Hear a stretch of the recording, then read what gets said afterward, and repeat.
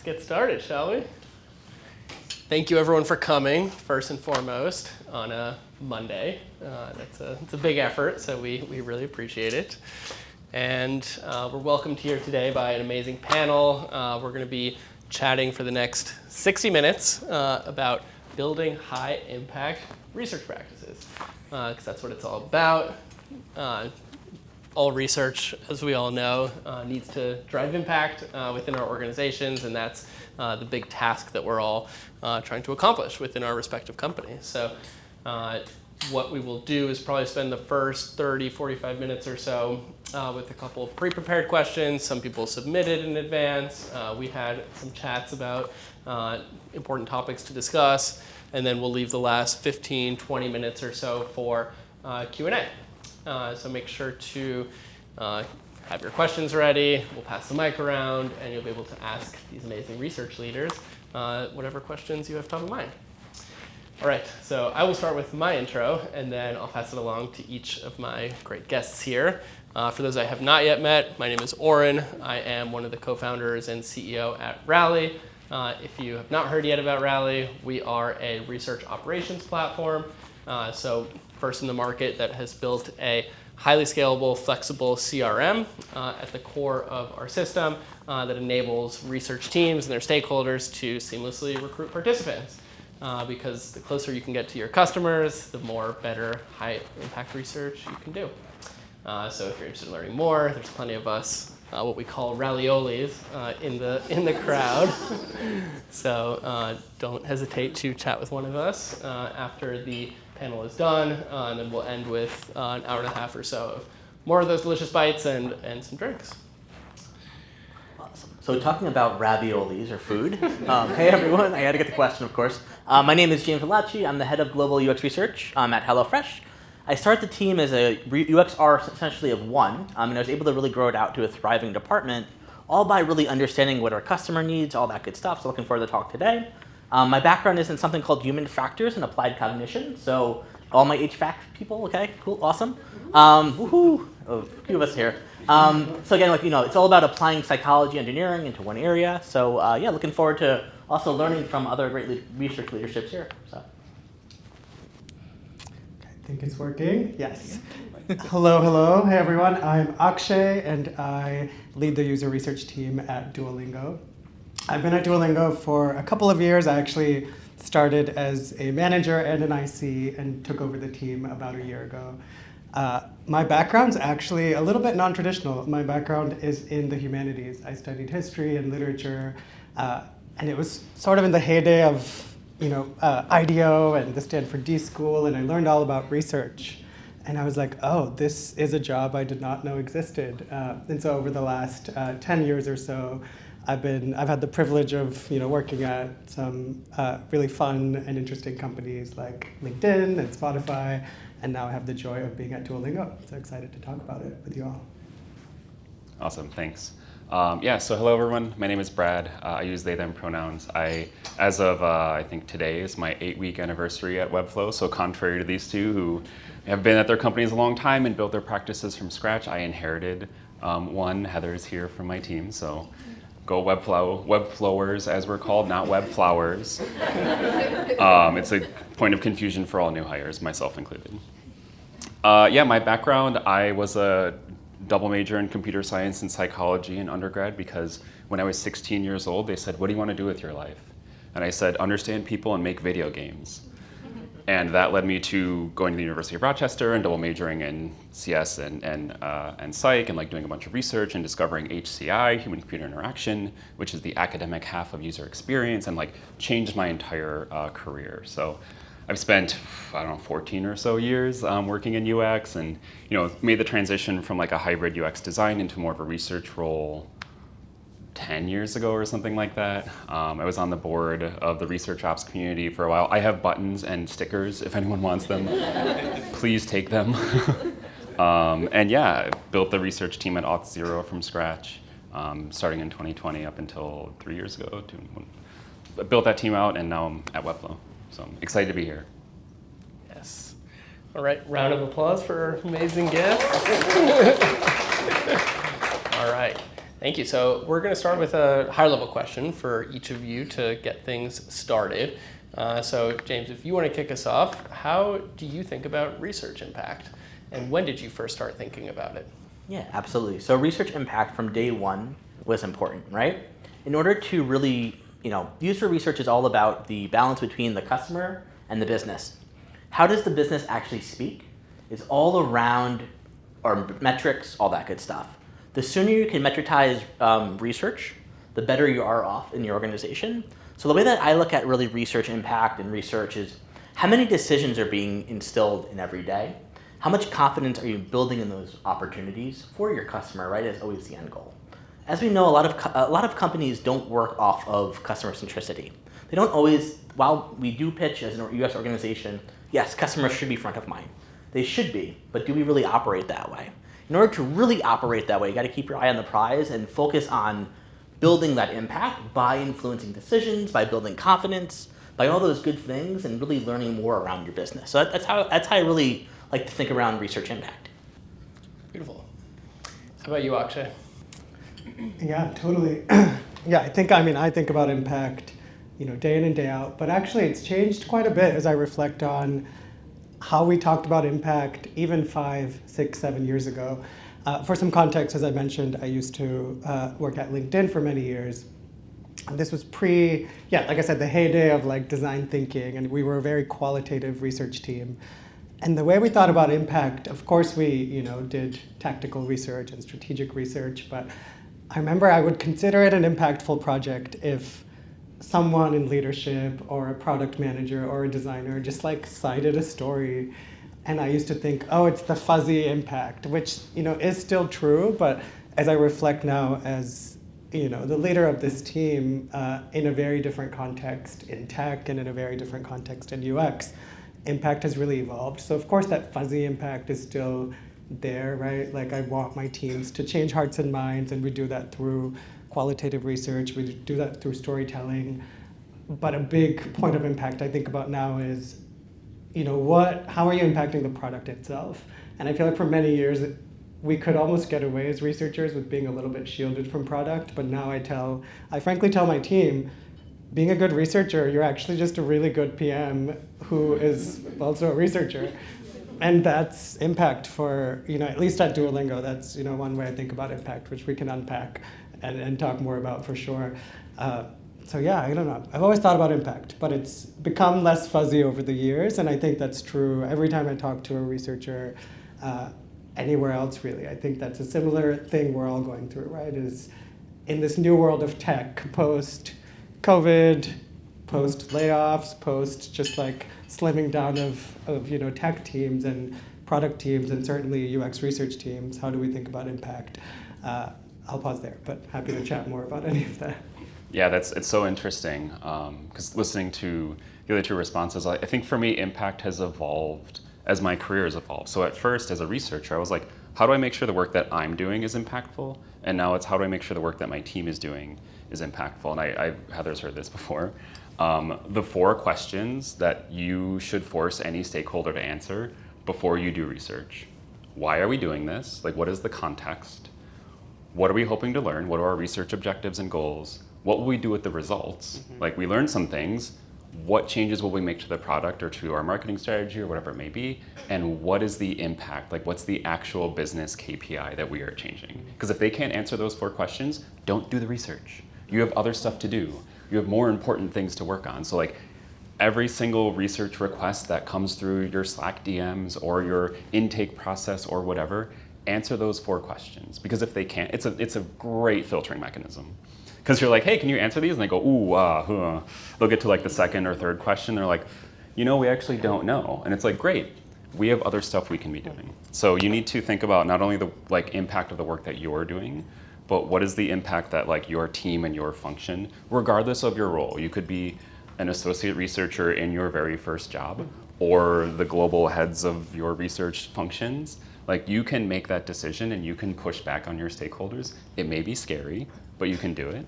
I think it's really important to make sure the work you're doing is valuable. Yeah, can I add to that too? Actually, I think sometimes too, high impact research sometimes actually means not doing the research. right? Do you have anything in the past in all of your libraries or anything in your past like you've done? Or across the company even better? Shout out to Heather. But anyway, I just wanted to say, he was a former research librarian at HelloFresh. Anyway, I just want to add like two, right? Like high impact does not mean actually doing the work. In fact, it's actually more encouraged right now to not do the research, right? Everyone here, all of your time is super, super valuable. Thank you all for coming today. But it's really, it's really, really valuable enough that like we want to be able to use it, right? To like have the business better utilization across the board. Awesome. So I heard a couple of themes within each of your definitions of impact, and a lot of it seems to circulate around connecting the work that you're doing with the business in the end of the day. And for a new researcher, maybe at a new company, do you have any advice for how to figure out how to align yourself to the most important goals of the company so that you're not accidentally doing low impact research? Whichever of you wants to start with that. So I think for me, if it's a publicly traded company, this is actually a lot easier because you just go straight to like the quarterly financial statements and you figure out what are the top and bottom line financial metrics that the business cares about. If you're at a startup, maybe a little bit harder, maybe like your leadership will tell you what their priorities are and what the KPIs are, key performance indicators, in case people are not familiar with that acronym. But yeah, like find a way to tie your work to those things, whether it be top line revenue, bottom line expenses, whatever it may be, and talk to your leadership, talk to your manager, talk to their managers, talk to other leaders at the company, like figure out what are those things that they care about and align yourself to those goals. Because at the end of the day, like I would love to go do a bunch of really cool, like academic, nerdy research, but we work in capitalism and all that, but also like we work in a business and we're not at some research institute. So you need to make sure the work you're doing is providing value to your company and to your peers and to everyone else that, is paying your paycheck. I mean, yeah, there's a lot of factors in play. I think company size is the obvious one I think of. Duolingo is only about 800 people, so I actually have my skip level manager is the CEO. So I have a pretty, direct line of access to our CEO, and he's very opinionated. So I can actually ask him, what are your curiosities? What's top of mind for you? So I think that makes, we actually have someone who just started on my team, and it's, her first UXR job. And so Autumn, you can chime in as well. But that makes it easier for me and for my team because I have that direct line of access to the CEO. That was not the case at a Spotify or a LinkedIn that were tens of thousands of people. And so that's where you do have to rely, of course, on existing processes and structures. I mean, we have a pretty robust planning process in place. So I meet quarterly with every area leader and I get a sense of what are their curiosities. But the tricky thing here is, I'm sure you'll all relate to this, but priorities change. Autumn on my team just worked on her first project, and between, the 3 weeks from when she kicked off the study and the team was like, this is going to be the number one thing we care about, to when she finished it 3 weeks later, it's now not a priority at all. And that happens too, right? So I think we have to be nimble and flexible in those situations. But I think your original question was around, how do we work on the right things? I think lean on, depending on the company size, of course, lean on leadership at your company, but try to go as high as you can in terms of whether it's the CEO or whether it's the head of product, and just whether it's you directly or your manager or someone on your team, get that through line, because that's been really successful for me. Keep going up the chain until they say no. Yeah. Just do it. Like, what's the worst case scenario? The chief product officer says no to your meeting, or ignores your DM, whatever. Yeah. Just keep doing it. I just want to add too, look for those little opportunities that make yourself unique throughout the company too, right? It's all about actually, so I had to give a whole talk on productization of research, right? How do you actually turn a research into a product, right? There's 3 things that you need to do. You need to find what the problem is, develop a solution for it, and then you need to sell it, right? We know the problem is poor decision making across the company, right? We all make decisions better. We know how to solve it by actually studying the customer behind the number, right? Really applying that. How do you market it now? How do you make yourself unique, right? And that's what I'd say is try that throughout the company. It's all about those memorable moments. Yes, you can be super well versed in KPIs, talk about metrics. You're never going to beat out an analyst.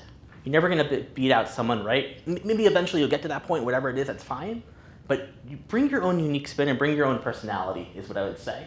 That's what I've seen really a lot of success with. Awesome. Lean into your strengths. Yeah. Yeah. Great. Akshay, can you share any examples of some high impact work that you've done at Duolingo? Yeah, one current project on my team comes to mind, and actually very relevant to what I just mentioned.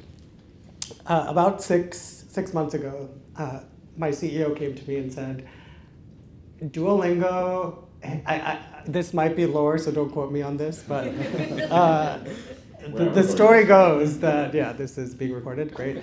The story goes that he watched his mom use Duolingo, and it was really difficult for her because she's not tech savvy, and this is her son's product, and obviously a very successful product, but he came to me basically and said, hey, we need to fix Duolingo for older learners.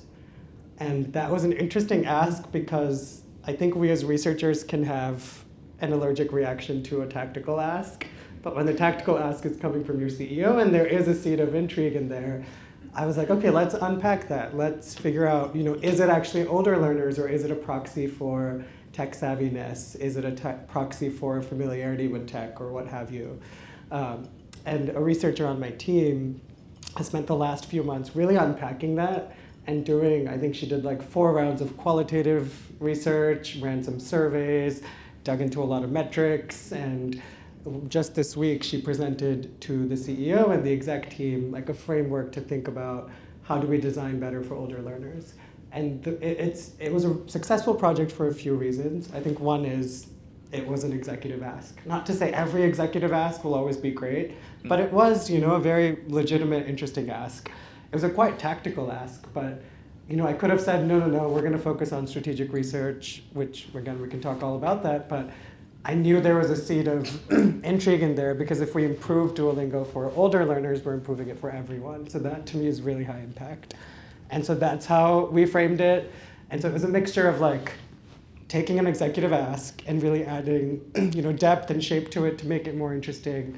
And then it was a really horizontal project. I think that's what made it really impactful as well. She looked across the entire Duolingo experience, and now we get to go on, I call it going on tour. So now she's going on tour for the next who knows how many months to go to teams and say, hey, we identified these fixes. And my team, we like to think of our work as, we call it what to fix and what to build. So she has a list of what to fixes and a list of what to builds. And now she can go to teams and say, hey, we did this big project, which, by the way, was an ask from our CEO. And here's a list of things that we think your team should either fix or build as a result. And so, yeah, I think the ingredients there are the exec ask, the fact that we expanded that ask and made it much more horizontal. And it's both tactical and strategic. We have both what to fix and what to build coming out of it. I think what's really interesting about that is half of our job as researchers is doing the research, and half of it is that like going on tour and sharing the results. And I often describe it to folks that I mentor and manage and all that. We don't control the decision, but we control the narrative. Mm-hmm. So you do some research and you like think a team should do something. It's our job to tell the story in such a way that it's the foregone, you're like incepting it into their brain. Yeah. So that, that like we did the research, maybe that took 3 or 6 months. Now you have another 3 or 6 months of like spreading that message. Totally, yeah. Yeah, and speaking of research tours and roadshows, James, you have pioneered a concept at HelloFresh that I think everyone here can benefit from dramatically if you haven't already instituted something like this at your company. So would you like to share a little bit? Yeah, absolutely. Something called a UX Research Insight Show. Cut off the UX, call it a research show, call it whatever you want. Pretty much what it is, it's a road show to instill learning across the company. It's actually gotten more attention than the all-hands meetings. And the way that we were able to really do this, right, is by, like I mentioned earlier, right, that unique spin and that selling point, right, of turning research really into a product. So after a set cadence of time, we basically have a debrief of our top things that we've learned, right, across whatever researches we've done. And we make it all interactive, right? So we have like quizzes, we have like raffle prizes, we have things like that for how many right answers people got. How can they get the right answers? Besides just tuning into the show, is we have every time that we present a finding or finish a study, we'll post that right into our Slack channels. or we'll do a recording of that even, right, across the board. So everyone has access to it, and these shows are kind of that, that 30-minute, or again, that really, really short time to digest, dive into it, and really make those impactful impressions, right? I look at it too, right, talking about like productizing research. It's all about the communication paths that you have, right? It's not just about saying, hey, main stakeholder group, here are the findings, okay, I'll see you in a couple of months, right? I think other panelists here have also talked about that, right? You want to constantly be in their ear. You want to also find unique ways to really market your practice, right? Exactly. So just overall, that's what I would say is like try out your own insight shows. I'm also curious if anyone here, again, feel free to approach us afterwards, has some ideas on how might you set up your own show? What might you do? But they were called the James shows because, again, started researcher of one. So far, again, it's expanded beyond the James show, but now it's just the UX Research Insight show. So try your own show, your name plus show. Branding. Try it out. Branding. I love that. Is that with the whole company? Yeah, exactly. It's like everyone is invited, right? So it's not just your stakeholders, not just the researchers, not the designers, product people, everyone. I'm talking marketers. I'm talking, again, we also have a whole physical side, right? Because we're a mail subscription company, right? Or a mail opportunity solutions group. Everyone's invited, right? Because they don't. If you think about the other people in your company, right? Do they really have access to you? Have they ever really seen one of your reports or really understood that? Every decision made is an opportunity. That's why I always look at that. Yeah. This actually reminds me, one of my favorite projects I worked on was actually with Nee, who's in the audience. She and I used to work together at Spotify, and we worked on music discovery. And we kind of realized over the years we had done tens of studies on discovery, and so we actually made a game out of it. I forget the details now, but I think we had like, here's 5 go-to things to know about music discovery, and then we had a myth-busting game. And I think we did it tens of times, and it's one of my favorite things I've done, which wasn't even net new research, but it was just repacking years of research into a very interactive game. Apparently I need to gamify our research more. But I will say, not every company loves games. I don't think. I've tried at Duolingo, and it hasn't quite landed in the same way it did at... Which is ironic. Yeah, exactly, right? No, what I was going to add, what's interesting about that is there's like multiple modalities of consuming research, and you need to hit all of them, right? You need the live talk, you need the Loom pre-record, you need the slide deck, the Confluence doc, the Insights repo, wherever it lives. Like, you need to hit all those because different people at the company will consume information in different ways. So like, send a monthly email. I know email is dead. Send it. Someone's life is all email, and they will not see it otherwise. Like, that's what's so interesting about the 2 examples is like, yeah, it was on Slack, and it was a video, and we did a presentation, and it was a game, and it was this. Like, marketing of research is, I think, under-discussed in the industry. Yeah.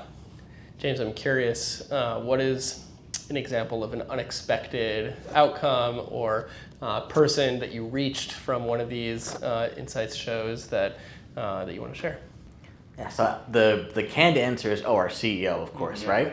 Which, I'm not going to talk about that. It's boring, right? But I mean, we did, and it was really kind of unique. He's like, James, I love your insight shows every month. I'm like, thank you very much. Super high up, Dominic. Thank you very much. I appreciate that. Okay, I'm going to go back to my world of, my research realm. But what I would say there is, honestly, it really came down to customer care is super, I think everyone can do a better job of talking to any customer care agents or anything like that. So they hold so much unique opportunities. If you think that you're the one who talks the most to your customers, that's not true. It's all of those customer care agents, or again, right, your centers. They're all, not just being awesome people, right? But I had a few of them approach of wow, yeah, you're right. I hear that all the time whenever I'm talking to these people. Oh, that's interesting. That's actually how you fix that issue. Or so there's this that was really the most surprising part of me of the people that I would expect to maybe know how to troubleshoot or know how to do this, right? They feel now more empowered to also talk up and say, hey, I heard this issue pop up a lot. What are we actually going to do about it? And I'd say that really that's much more impactful than any kind of C-level coming to me saying, I love it. It's the person actually on the ground saying, that is, wow, validating their feelings and validating actually what they see every day. They're really in the weeds, and I want to give a big shout out to those people. I know that you should also step into an ops role too. It's really a great transition too. I don't know if there's any customer care people here, but thank you very much. Awesome. Yeah, it's all about connecting with the people internally that maybe you don't speak to that frequently, and building relationships and bridges across. So I'm curious for both Akshay and Brad now, having worked in both B2B and B2C organizations. Tell us a little bit more about your experience working with either customer success teams or any of these customer-facing orgs. How have you built these bridges, and what has the impact of that been on your research practice? Yeah, do you want to do it? I love this topic because I think researchers don't think about the go-to-market teams. I think we think about product and design, and it's like, oh yeah, customer success is talking to people every single day. Sales, like sales lost is one of your most valuable sources of feedback, and most researchers they're like, that's a sales thing, I don't touch it. Like, are you crazy? This is people saying like, this is why I don't like your product, this is why I'm not buying your product. Build those relationships. Again, wherever you are in your organization, just reach out to someone, set up a meeting, be like, hey, I want to learn more about you, and I want to learn how I can help you. No one will say no to that. If you're like, how do I make your life easier? Like, who's gonna be like, nah, I like difficulty. So yeah, I have in previous companies, I haven't done this at Webflow yet, week 8. I've led like training, like interview training techniques for the sales team, because guess what? We're really good at like soliciting information and building trust and building rapport. And not everyone in a sales role and a customer-facing role has that skill set. They're not trained the way that we are. So you can be like, hey, in exchange for you sharing your insights with me, I will make you better at your job. I will train you at what you're doing. If your sales team, whatever, if they have Gong or any of these things, like ingest that information. It's a gold mine, right? Like building those relationships is so important, and it's usually outside of the like typical realm that researchers work in. Just go do it. Just go do it. Yeah, I used to work on LinkedIn's hiring tools. So basically, Recruiter or Talent Insights, the big money makers for LinkedIn. And yeah, my sales team was my favorite. And it was a very mutual relationship. I think they loved working with me because I could talk to their customers on their behalf, right? And they are trying to renew deals and really wow their customers. And so being able to talk to a researcher makes customers feel special as well, right? So it was a two-way street. But actually, every time I kicked off research, I would have either PMM, product marketing, or someone in sales or customer success be part of my core team. I actually worked at Gong as well and led the research team there. And that is a research adjacent tool. That's where I met Oren. And absolutely, I leveraged sales a ton. So I think it's a two-way street. They also love working with us because we give them an into product, which they really appreciate. Just to build customer relationships. And then recruitment. I remember that's how I recruited most of my participants, because it's much harder for me, especially if LinkedIn signing a $50 million deal with a company. They don't want a random person reaching out trying to talk to of someone very senior at a Google or a Netflix. So I would have to go through sales to make sure it was okay. But also that made my life easier because they would recruit on my behalf. Duolingo, consumer tools, so that's not so much the case. And we have hundreds of millions of users, so I can just send out emails and find people to talk to. We don't have a sales team, but I love working with my sales teams. Yeah, I'm glad you mentioned recruiting. Like, everyone hates recruiting. Recruiting sucks, right? Like, we all know. Enterprise recruiting, even worse. Mm-hmm. But if you have that relationship, I also go out and make friends with legal, compliance, like all these teams that are scary. Like, if you get to know them and they get to know you and they understand the work that you're trying to do, getting that pathway to the hundreds of millions of dollars of ARR is way easier if there's that trust and that understanding and that build a win-win, right? Like, make sure you loop the research that you do back to the account managers who own those really, really expensive accounts. Awesome. Very, very tactical advice there. Love it. Great. So we talked a little bit about recruitment, and that brings us to research ops, which is a very, very core part of the world of research, and a special place in my heart for research ops, of course. But if each of you could talk a little bit about where research ops fit into your world, how you think about the impact research ops can drive within your organizations. And I know probably not everyone here has a research ops team at their company, but the way I've always thought about it is even if you're a research team of one, even if there are no researchers at your company, if there's research being done, there's research ops happening. There is no research without research ops. So James, if you want to kick us off here. Sure, absolutely. So I was very fortunate to meet actually Kate Townsley. I know, shout out, next week or so she's going to be speaking, right? Thursday, okay. This is Thursday, be there. Anyway, I was going to say, I had the fortunate pleasure of actually meeting her, I think it was at the second UXR comp up in Toronto, I guess 3 years ago or so. And she's the one who turned me on to ResOps. So the fourth hire, I want to say, or it was very, very early on, was actually a research operations specialist. And the reason why is ops is all about, obviously, optimization of things, right? But it's more than that. It's not just about optimizing your processes, not just dealing with rally, right? On all the sales calls when I don't want to be there or whatnot, right? No, realistically. But it's all about enabling not just your teams, but when you can turn that enablement towards your company, that is gold. We talk all about building these relationships across the board. What ResOps really does is enables learning. No one else can replicate that, right? As much as we want to talk about we're building our practices, right?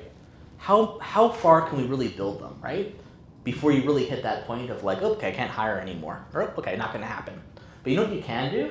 You can enable everyone across your company to participate in some sort of research operations function, or to actually be a consumer and a stakeholder of research operations. Everyone should know how to digest an insight. Everyone should know how to actually look up past findings, past research, all this good stuff. So when I think about operations, to your original question, it's vital from the beginning, especially if you're starting out, that you invest in operations and then scale it up. You're not going to get there right away, but it's all about, again, the scalability of hiring operations. But I am a huge fan of research ops. Awesome. Akshay. Yep, same here. I unfortunately don't have an ops person right now, but in the past we have had research ops at Duolingo, and huge fan. Right now, we make it work. There's 8 of us, so we've sort of spread responsibilities across the team.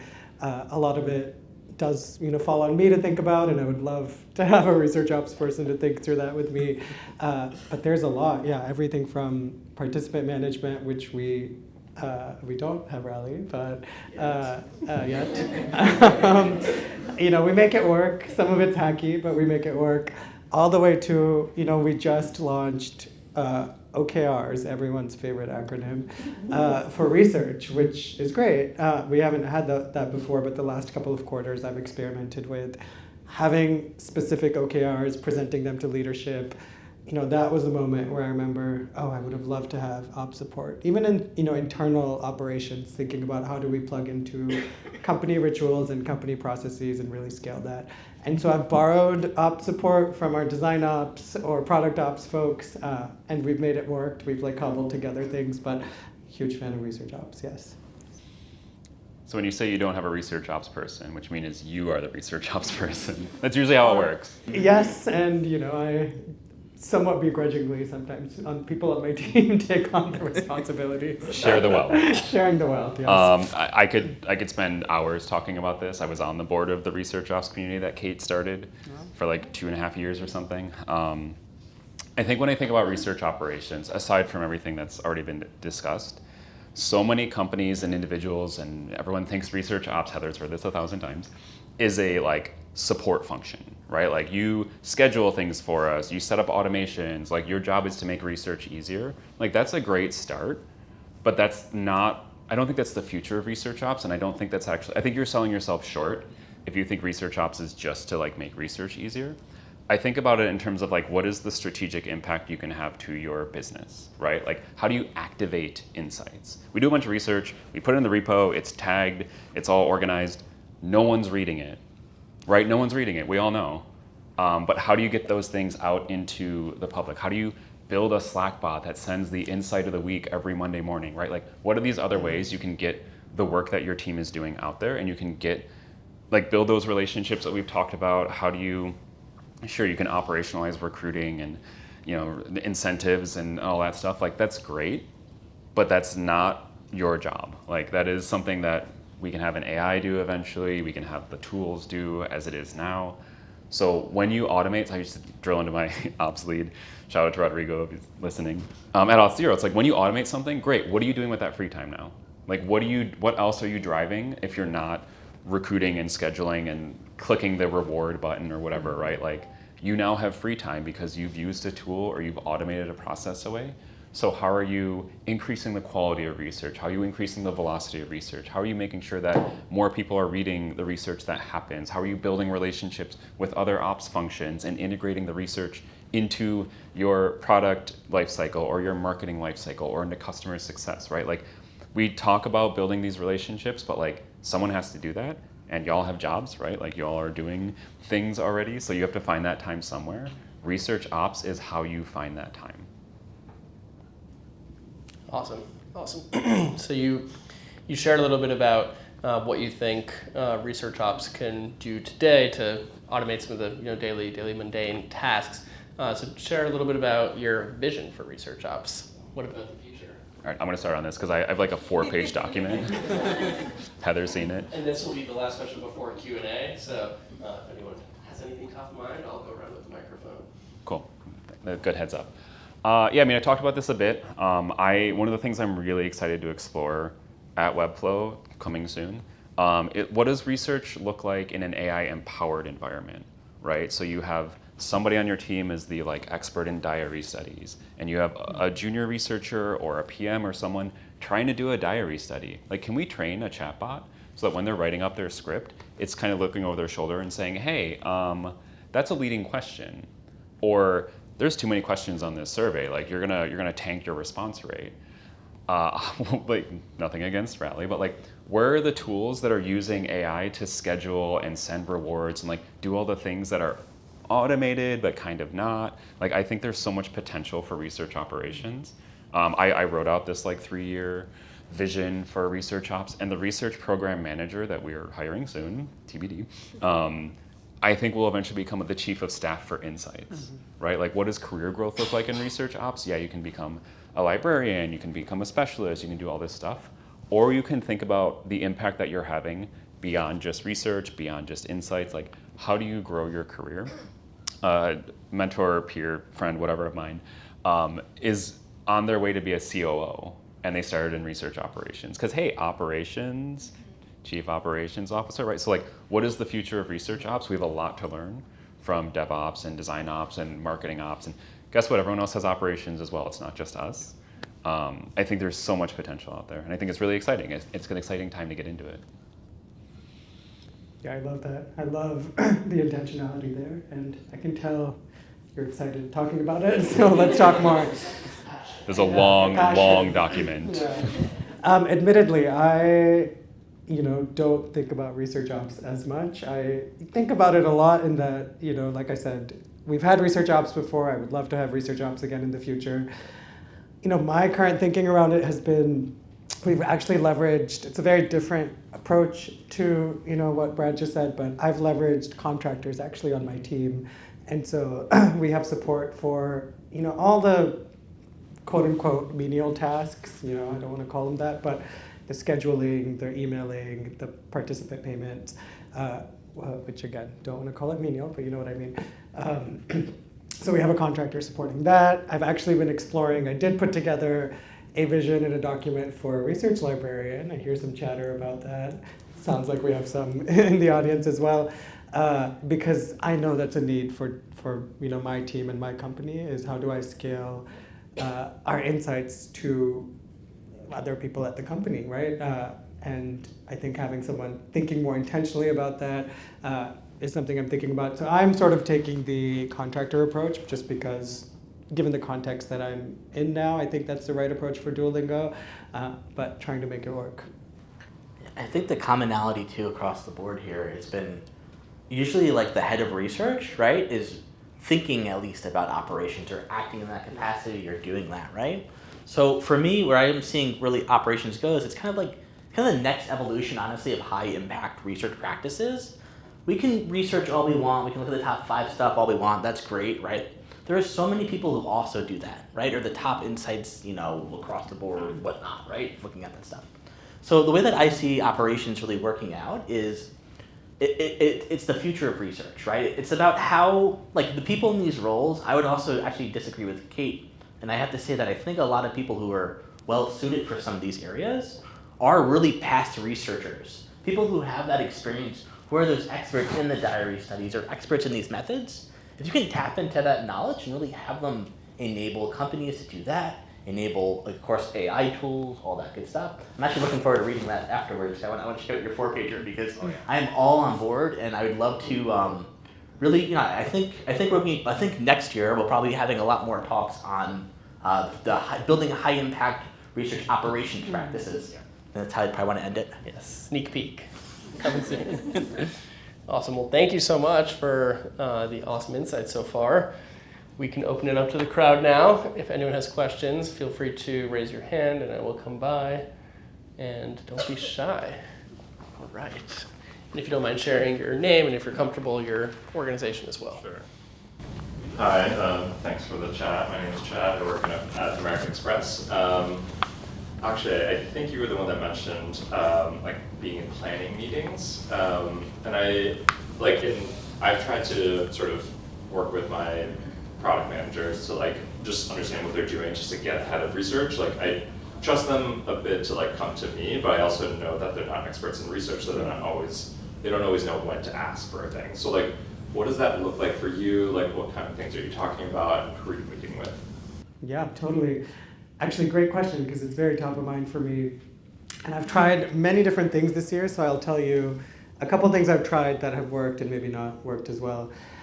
So we reinstated, like I mentioned, OKRs for the research function this year. And so obviously that requires a lot of planning, right? I need to know for each area. And Duolingo, similar to most companies, I would imagine, is divided into a few areas. We have a growth area, a monetization area, a learning area. And in each one, each area has its own set of priorities and questions and curiosities. So what we did last quarter was I met together with the respective researchers in that area. I met with area leadership, not for hours, but I just met with them for 15, 20 minutes. And it was sort of this co-creative discussion around, hey, what's top of mind for you for Q4 or Q3 or whatever the quarter is. And then we would gut check, do our research priorities align?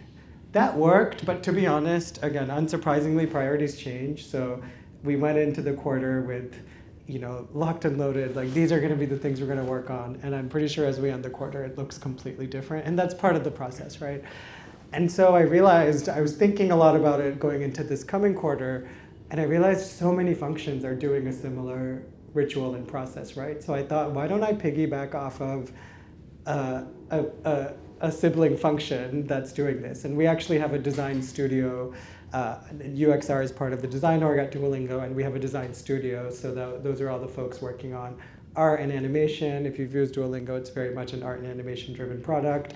And they have much more in-depth planning sessions already. And so I just asked the leader of that function and said, hey, can I tack on 20 minutes at the end of your hour-long planning session where every PM in that area is going to tell you their top priorities for Q4, which will give me a lot of context. And then in the last 20 minutes, can I just say, hey, what does this mean for research? Now that this is fresh, we've all talked about what's top of mind for this area, let's talk about research priorities. So we're actually doing that this week, so TBD on how that goes. But I have a feeling it'll be fairly straightforward and smooth, but in a way that will help me and my team really get a sense of what matters for Q4. And then we actually present them directly to senior leadership. So next week, I get to present them to our CEO and our exec team and really gut check with them, does this seem aligned? So that's my current process. It's not super laborious or cumbersome, but we've had different renditions in the past that felt like it. And so this I found to be the right middle ground. So I think there's two things that you covered that I just want to highlight. One, education and evangelization of just research in general is super important because, to your point, not everyone knows, is this a research question? Mm-hmm. Do I need research? So that is just something that you should constantly be doing. It's part of our job, regardless, again, your level, your title, just make sure you're educating your peers on what research is. And I think the second thing is like, you can ask anyone at the company, like, what is your number one priority right now? What are the top 3 things you wish you knew? Like, what are the things that you're most concerned about, right? Like, you can derive research priorities and research questions from something that anyone here in this audience right now about your personal life, about work, about anything. Like, what are the top 3 things you wish you knew, the top 3 things you're worried about? Like, you can, it's kind of our job as researchers to read the tea leaves a bit and understand like, oh, you're saying this thing. Yeah. That means I should go do some research here, and then you like drive a line in it that way. Yeah, that's great. And to be clear, these planning meetings aren't so much like, hey, let's come up with research priorities. It's actually more about, hey, what are the top things on your mind, agnostic of research? And then my team and I take that and say, oh, okay, clearly, we recently launched a new feature where you can like speak with Duolingo characters, and it's like a video call, which I think is public. I'm pretty sure It is launched now. I think it's launched. It's launched. I think. And so, I know for a fact that's really top of mind for area leadership in the area that owns that, exec leadership, but no one is telling me that, right? But I can say, okay, given where we are in the life cycle, I think we can do some tactical research to clean up some, tactical things in the experience. I think we can do some longer term, slightly more strategic research on where does this go. The team's not telling me that, but I can connect those dots and say, hey, this is really important. This is where the feature or whatever is right now. And as a result, in Q4, I'm going to staff a researcher to work on these things. Awesome. Right. While Oren's walking, I will add, we're doing our FY26 planning right now, and there's like a 30-page document. And I got it from our CPO, and I read it, and I was like, that's cool. But these are actually the 2 blind spots that our organization has. And they were like, you're right. This 30-page document is irrelevant to the insights function. Yep. Because they don't even recognize that these are the blind spots. So like knowing your business is also super important. Go ahead. Thank you so much. I just have my laptop open just because it's easy for me to read the question. Some context, I'm Arvind, I work for Cisco WebEx, which is like a B2B setting. I work on early stage generative work, and we're working on the right problem. We're working with constraints, and the problem is generally the findings are often reinforcing narrative or corroborating narrative or adding context. And the challenge is essentially in me presenting ideas to different stakeholders, I feel like I am inceptioning ideas into people's mind, but how do I measure that? I feel like I know you got this idea from me, but again, I want metrics to prove that. And to add to that, it's just that there's a lag effect from when you present the findings to when decisions get made. So again, it's not easy for you to just like launch a survey at the end of the report and say what decisions are you going to make from learning these things. So yeah, perspective on that would be helpful. I think there's basically proxy metrics, right? So like, how many times is someone viewing the report? How many times is someone referencing it, right? Like, everyone wants, we would all love the holy grail of like the formula for ROI in research, and it doesn't really exist, and it depends on the company and all sorts of other stuff. But if you hear someone mention something that you have presented previously, just write it down. Write it down yourself, and every quarter be like, oh yeah, here's how many times the research that we have done was referenced in this context, right? In a quarterly planning, in a memo from the CEO or from the director of whoever, right? Like, you may have to do this manually, but you can like use these proxy metrics to say, hey, we're doing some research, and it may take 3 to 6 months, but then all of a sudden we're getting these other people referencing it. But if you can pull stats on Confluence or whatever your knowledge management system is, like, look at the number of views. And if it's 10 views, I don't know, it's all relative, but yeah, find the things that are the most referenced and the most, the things that people are looking at. Just need people to explicitly reference things, and they're not amazing at it. I mean, hey, if you present the findings of one of your research studies and then you hear someone say something, write it down. In this meeting on this date, this person said this thing, and 3 months prior, we published this result. It's going to be kind of a fuzzy metric, but that is better than nothing. I was gonna say with WebEx, you probably also have transcripts, right, of the meetings. AI that shit. AI that shit. Yeah. Quote. Yeah, I think about this a lot. I think there's such a tension between, our job is to seed ideas, and most of those ideas don't go anywhere, but some of them do blossom, right? But at the same time, the narrative in the industry and in our discipline has changed a lot to impact, right? We're talking about impact today, and as I mentioned, I've seen that evolution from the fuzzier impact to saying, hey, we seeded some ideas and we think they went somewhere, but that's good enough, to now actually trying to track where did those seeded ideas go. And so I think about this a lot. It's tricky. I think a few strategies come to mind. One is actually, yes, writing it down, but then also not being afraid to asking people directly. You can do this or you can have your manager do this. I think this is very much part of my job is I go to every product lead, so I mentioned areas, every head of product for each area on a monthly or every 6-week basis, and I say, hey, how has X researcher's work impacted your decision making or your area? And they can actually give me specifics. And so I think that's a good place to start.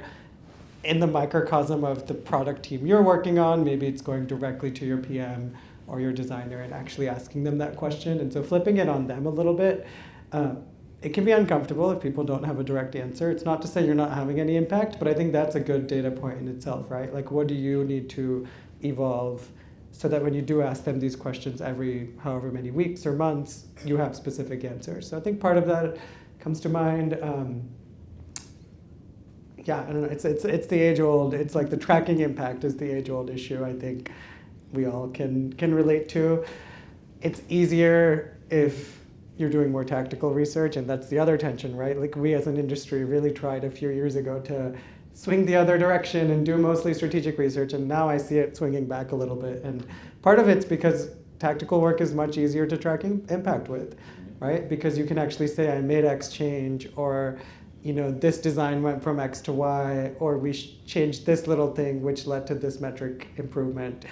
That's great. And so I think that's my theory on why we're switching back. It's because we're trying to triangulate the conversation around impact, the fuzzy nature of our work, and the fact that tactical work has more clear impact that we can track. I think the other thing I'll add, in the past 2 or 3 companies I've worked with, my team has been like, well, are we tracking the ROI of our research? And I say no, because no one's asking us. Like, if no one's asking you to prove the value of the research that you're doing, you kind of don't need to do it, because that. Jealous. Well, it's a good place to be, but that means like whoever is leading the research function has done enough work to evangelize, research at a high level that your leadership team is just like, oh yeah, we trust you, we believe in you, people see you as a high value function. So if no one's explicitly asking you to prove the ROI, don't do it. It's a waste of your time.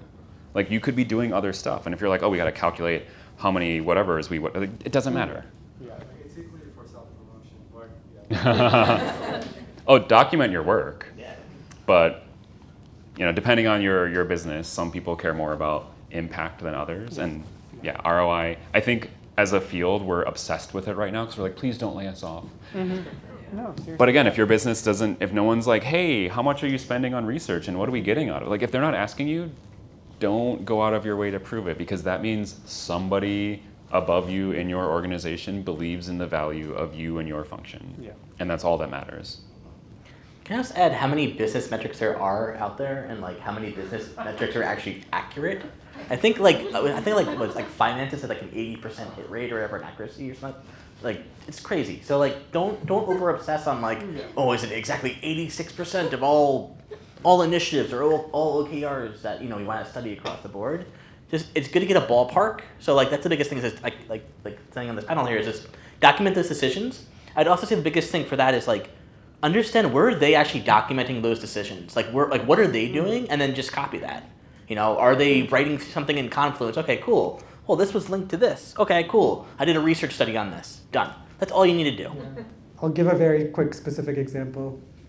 We have a rolling research program at Duolingo, so we, it takes care of a lot of our tactical asks. And very recently, I had the idea, almost as a social contract with the product teams, we now have an agreement. If you get funded for rolling, or we do rolling research for your team, in return you have to fill out, it's a very easy column in an Excel doc.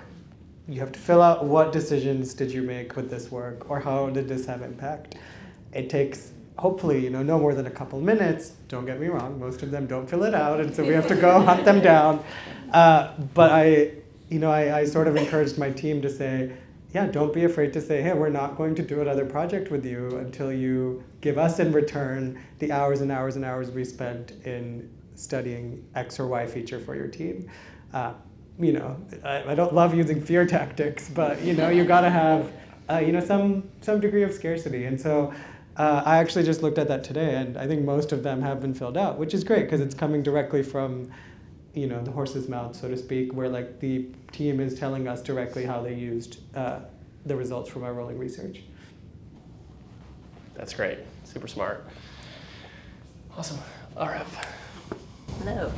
Hi, my name is Arif. I am a researcher at Solmetry. It's a B2B content to work hard in manufacturing. I have kind of heard and inferred from the three of you that there's, so I think actually I heard you talking about both like being like the PM, like almost like a PM who also does research, right? And there's like a certain implication of knowing your product very deeply there and being very embedded, but also staffing projects. And so I wonder what each of your experience has been between a more embedded model of UX research versus a more centralized or agency model, and like where you land or where you think where you've seen more effectiveness. Mm-hmm. Sure, I can take that one for the start off with that one. So at HelloFresh, I've been through all the different types, right? We've gone through embedded, we've gone through hybrid, we've gone through service. And unfortunately, the answer is wherever your business maturity is at that time, right? I would actually advise, is like, everyone goes for the hybrid model because it's the best of both worlds, right? Don't always fall into that fallacy, because what really matters is how is the company performing at that time? Fit the model to that business, right? So like we've gone from like, we started out as like a service, okay, cool, like we'll go do everything, right? Then we went more hybrid because I learned about Lyft and like Lyft's program and the rolling research program over there. So we tried that out, that worked out well. Well, now we've gotten to a point now where we're becoming a little bit more of, we've got embedded, right? And that's great, but we can't staff accordingly, right? So like, it all is dependent on the business context of it. Like try them out. So there's no mythical, like, this is the right organization setup for this. As much as we want it to be. I would love that, right? If someone knows the answer, please let me know.